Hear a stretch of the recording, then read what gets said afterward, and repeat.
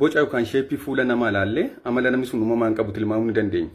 Kan jalqabaa fuula bifa killee yookaan hanqaaquu qabu yookaan oval shaped kan ta'e yookaan molaalaa fit kan jedhamudha. Namoonni akkasii waa qindeessanii dalaguu jaallatu. Haasaadhaan otoo hin ta'in hojiidhaan raawwatanii bira ga'anii agarsiisuu jaallatu. Akkasumas waa bira ga'uuf carraaqqii guddaa yookaan kaka'umsa guddaa qabu. Kana malees wanta sirrii hin taane bira darbuu hin danda'an. Isaan biratti nam tokko yoo sobee waan isaan beekan callisanii hin dhiisani. Hin mormu jechuudha. Isaan biratti waan sirrii hin taane fuuldurumatti dubbatu. Akkaataatti namatti dhiyaatanii fi nama waliin haasa'an sirriitti kan beekanii fi bakka isaan jiran namoonni kan baay'atan yookaan isaan waliin ta'uu fedhu namoonni hedduun.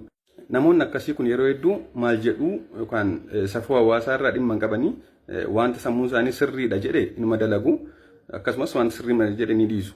Malee hawaasni maal jedhaa wanti kun hawaasa biratti hiika akkamii qaba kan jedhan ilaalcha keessan galchan waan sammuun isaanii itti godhu waan ta'eef yeroo adda addaa hawaasni kanaan isaan qeequu yookaan isaan ceepha'uu danda'a. Safuu hin eegan jechuudha. Kan lammaffaa namoota fuulli isaanii rogarfee iskweerii yookaan rektaangilii ta'e. Namoonni akkasii baay'ee si'atoo fi sammuu saffisa ta'e qabu. Baay'ee si'atoodha. Baay'ee inerjii qabu. Akkasumas sammuun isaanii baay'ee si'ataadha. Kana malees namoonni dafanii waa hubatu. Akkasumas immoo waa to'achuu irratti baay'ee cimoodha. Waan tokko akka raawwatamu kan akka dhumuu barbaadan namoota dhiibbaa gochuudhaan akka raawwatan taasisan keessaa isaan tokko jechuudha namoonni akkasii.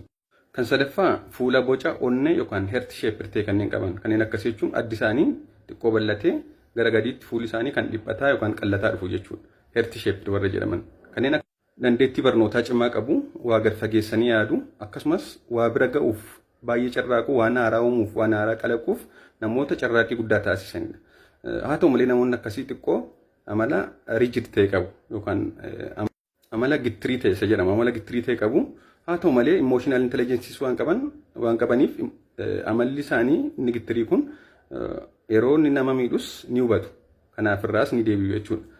Akkasumas namoonni abdii kutannaa kan jedhamu isaan biraan jiru. Waa bira ga'uuf hanga dhumaatti inuma dhama'u jechuudha.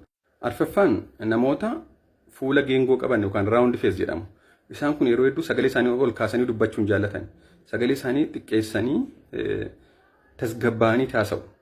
Namoonni akkasii yeroo hedduu facial expression haasa'u, mallattoodhaan haasa'u baay'isanii sagalee hedduu ol kaasanii sagalee jajjabaan dubbatan jechuudha.